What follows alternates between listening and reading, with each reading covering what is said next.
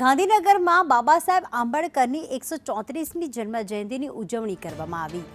Central વિસ્તા ખાતે પણ આંબેડકરને પુષ્પાંજલિ અર્પણ કરવામાં આવી, જેમાં મુખ્યમંત્રી સહિત તમામ આગેવાનોએ શ્રદ્ધાંજલિ અર્પી। મુખ્યમંત્રી ભૂપેન્દ્ર પટેલે જય ભીમના નારા લગાવ્યા, બંધારણના ઘડવૈયા બાબા સાહેબને વંદન કર્યા। આંબેડકરના પરિશ્રમના કારણે આપણું બંધારણ છે તેવું પણ મુખ્યમંત્રી ભૂપેન્દ્ર પટેલે કહ્યું। સંવિધાનના 75 વર્ષની ઉજવણી દેશમાં કરાઈ રહી છે। આંબેડકરનું જીવન સંઘર્ષ અને સફળતાનું ઉદાહરણ છે। બાબા સાહેબે પોતાના માટે અહીં બધા માટે કામ કર્યું। ડોક્ટર આંબેડકરજીના યોગદાન અને પરિશ્રમથી જે બંધારણ ઘડવામાં આવ્યું છે અને તેનો સ્વીકાર કરવામાં આવ્યો, તેનું પણ આ વર્ષે 75મું વર્ષ છે। એટલે કે આંબેડકર જન્મ જયંતિનો આ વખતનો અવસર ખાસ અવસર છે।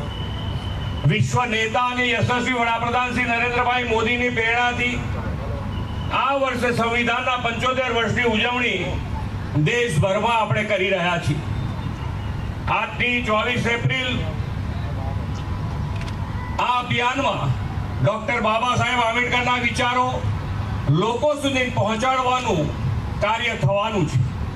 બાબા સાહેબનું જીવન એ સંઘર્ષ અને સફળતાનું માર્ગદર્શક છે।